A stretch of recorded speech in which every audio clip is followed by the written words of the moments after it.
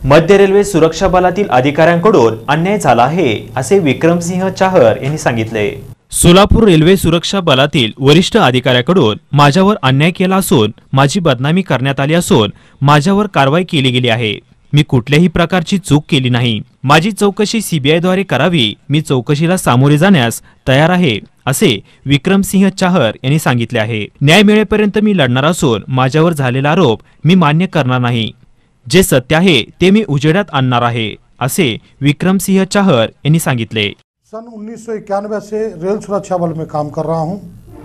मेरा जब से अपॉइंटमेंट हुआ है, मेरे द्वारा देश हित में और रेल हित में पूरा काम किया है।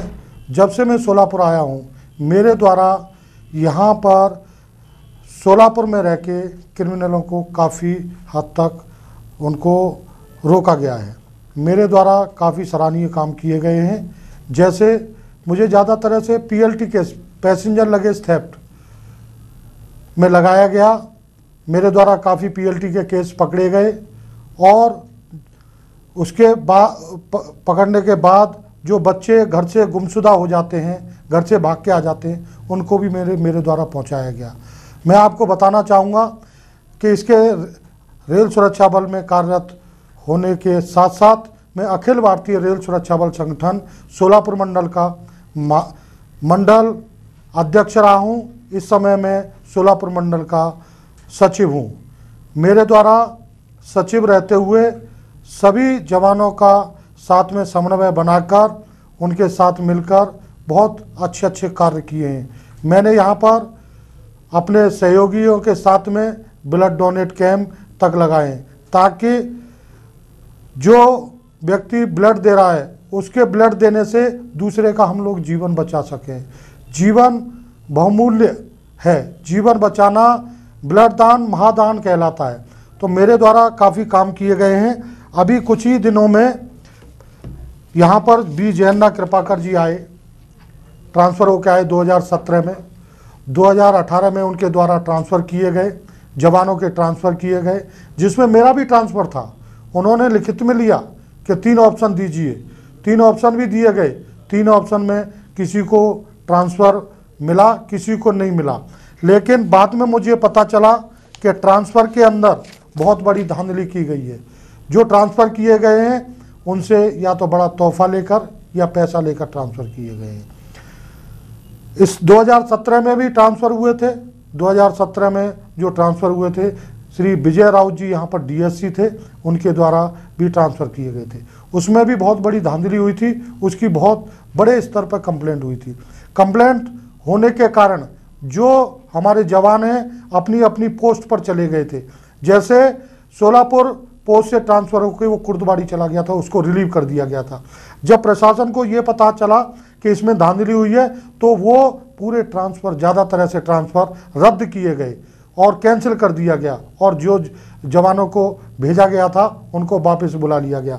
इसी प्रकार इसमें भी बहुत बड़ी धांधली हुई है। मेरे द्वारा एक कंप्लेंट हमारे महानिदेशक महोदय जो कि डायरेक्टर जनरल हैं, वो दिल्ली में बैठते हैं, मेरे द्वारा एक कंप्लेंट की गई। उस कंप्लेंट में ये लिखा गया कि इनके द्वारा पूरी तरीके से पारदर्शिता नहीं की गई है। उनके द्वारा बी जयन्ना कृपाकर जी के द्वारा, डीएससी महोदय के द्वारा ट्रांसफ़र में पैसा लेकर या बड़ा उपहार लेकर जवानों का ट्रांसफ़र किया गया है।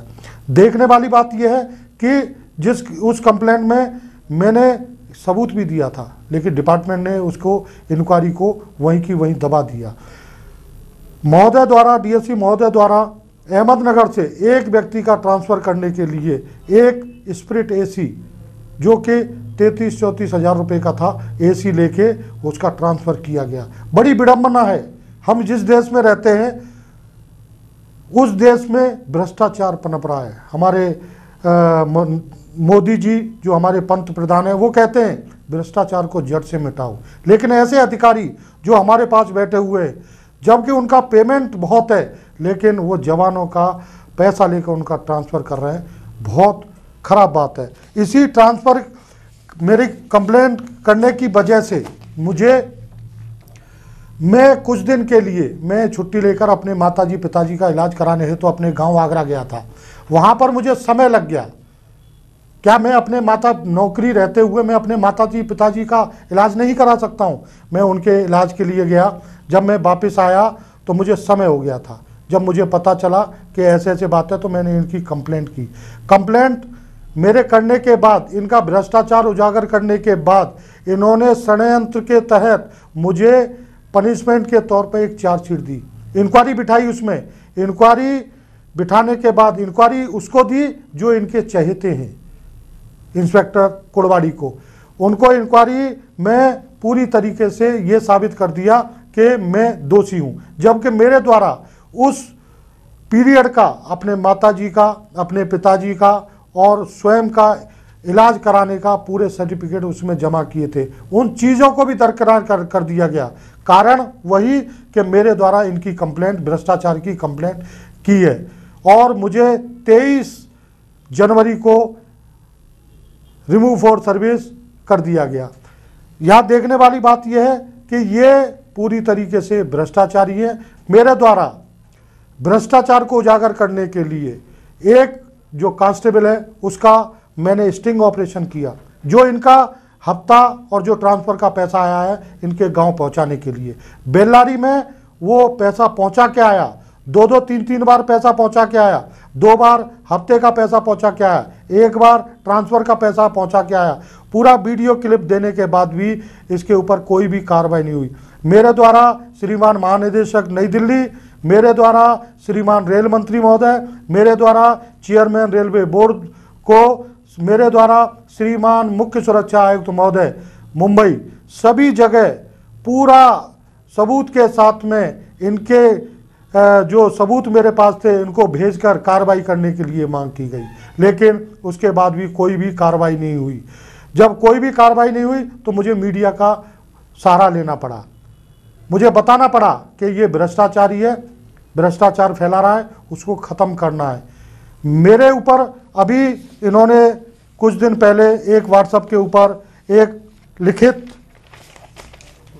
सेंड किया था, वो ज़्यादा तरह से सभी आरपीएफ के ग्रुप में दे रहा है। उसमें मेरे ऊपर एलिगेशन लगाया है कि मैं हॉकरों से मिला हुआ हूँ, हॉकर चलाता हूँ, मेरे ऊपर कई बार कंप्लेंट हो चुकी है, मैं दोषी हूँ, मेरे खिलाफ में जांच बिठाई गई थी। मेरे खिलाफ में किसी भी प्रकार की कोई भी जांच नहीं बिठाई गई, उसमें मैं किसी भी प्रकार से कोई भी दोषी नहीं मिला हूँ। मेरे खिलाफ में जो भी जांच बिठाई गई, जो अननोन कंप्लेंट से कंप्लेंट हुई थी, उसमें किसी भी प्रकार से दोषी नहीं पाया गया हूँ। उसमें जो भी बात की है इन्होंने, जो भी व्हाट्सएप पे इनके द्वारा डाला गया है, इनके द्वारा, मैं नहीं कहूँगा कि इनके द्वारा डाला गया है, लेकिन जो ये दिया गया है रिगार्ड्स जय जयन्ना कृपाकर डीएससी सोलापुर, ये मैं दिखाना चाहूँगा कि ये लेटर दिया गया है। उसमें पूरी तरीके से मेरे ऊपर आरोप लगाए गए। ये आरोप बेबुनियाद हैं। मैं किसी भी तरीके से किसी भी चीज़ में इन्वॉल्वमेंट नहीं हूँ। जहाँ भी अगर मैं इन्वॉल्वमेंट हूँ तो जो मेरे को गवर्नमेंट, जो भी मेरे को डिपार्टमेंट सजा देगा वो मान्य है, लेकिन अनर्गल अपने आप को बचाने के लिए, अपने को सेव करने के लिए, अपने भ्रष्टाचार को छुपाने के लिए ये ऐसा कृत्य कर रहे हैं, ऐसा काम कर रहे हैं और प्रशासन को बरगला रहे हैं। अभी मैं एक चीज़ और बताना चाहूँगा अनाधिकृत वेंडरों के बारे में। अनाधिकृत वेंडर यहाँ से काफ़ी समय से चल रहे हैं। यहाँ पर एक स्टेशन डायरेक्टर थे, अभी है कि नहीं पता नहीं, लेकिन स्टेशन डायरेक्टर गजानन मीना जी, गजानन मीना जी ने भरसक प्रयास किया, इनको लेटर भी लिखे, काफ़ी लेटर लिखे, लेकिन इन्होंने डीएससी महोदय ने कई लेटर तो लेने से मना कर दिया, पूरी तरीके से सहयोग नहीं किया और ये पूरी तरीके से बढ़ता चला गया। ये मैं दिखाना चाहूँगा, ये गजानन मीना जी के द्वारा ये लेटर है, पूरे पत्र है, ये कम से कम 10-12 पत्र है कि इसको रोका जाए। इसको रोका नहीं गया, मेरे द्वारा भी कहा गया कि इसको रोका जाए। ये भ्रष्टाचार फैला रहे, चोरियां बढ़ रही हैं, इनके रहने से यात्रियों के सामान की चोरी हो रही है, यात्री सुरक्षित नहीं है। कई बार यहाँ पर स्टेशनों पर मारपीट हो चुकी है यात्रियों में, अवैध वेंडरों में। तो मैंने कई बार इस चीज़ के लिए आवाज़ उठाई, लेकिन कोई सुनवाई नहीं हुई। इनको अपने हफ्ते से मतलब है, यात्री बच रहा है, मर रहा है, इनको कोई मतलब नहीं है। फिर भी सीख नहीं लिया, फिर भी मैंने बोला, कंप्लेंट की कि भाई इसको रोका जाए, नहीं रोका गया। अभी हाल ही दिन में, कुछ दिन पहले हमारे 2 जवान अवैध वेंडरों ने रेलवे इंस्टीट्यूट के पास बहुत जोर से मारा, जिसको एक रेलवे हॉस्पिटल में, एक अश्वनी में रेफर करना पड़ा। काफ़ी मार लगी। ये देखने वाली बात यह है कि आपके डीएससी महोदय के नाक के नीचे ये धंधा हो रहा है, लेकिन उसको रोका नहीं गया है। किसी के ऊपर, एक सिंगल पर्सन के ऊपर कोई भी कार्रवाई नहीं हुई है। भाई क्यों कार्रवाई नहीं हुई है? जब आपका इसमें कुछ है नहीं, कोई लेना देना नहीं है, किसी चीज़ का आप बोलते हैं कि मैं नहीं लेता हूं, मेरा इसमें किसी प्रकार का कोई वो नहीं है, रोल नहीं है, तो आप उसको चला क्यों रहे हैं? जब रोल नहीं है, जब मिलेगा तभी तो आप चलाओगे, नहीं मिलेगा तो आप क्यों चलाओगे, क्यों बढ़ावा दोगे? लेकिन मैं यही कहूँगा कि ये जो किया जा रहा है, मुझे निष्कासित किया गया है, सोची समझी साजिश है। मेरे द्वारा बहुत काम किए गए। 2016 के अंदर श्रीमान CSC मुंबई को मुझे 2016 के अंदर 500 रुपये रिवार्ड और प्रशस्ति पत्र से नवाजा गया। 2017 के अंदर 1000 रुपये रिवार्ड, कैश रिवार्ड और प्रशस्ति पत्र से नवाजा गया। हाल ही के दिन में देखने वाली बात यह है कि हाल ही के दिन में एक बच्ची, मेरी ड्यूटी न रहते हुए, मेरी कोई ड्यूटी नहीं थी, ड्यूटी न रहते हुए भी मेरे द्वारा स्टेशन पर खड़े होके मुझे कुछ सस्पेक्टेड लगा, एक लड़का और एक लड़की सस्पेक्टेड लगा। मैंने देखा कि ये सस्पेक्ट है, जांच की, चाइल्ड लाइन में लेके गया।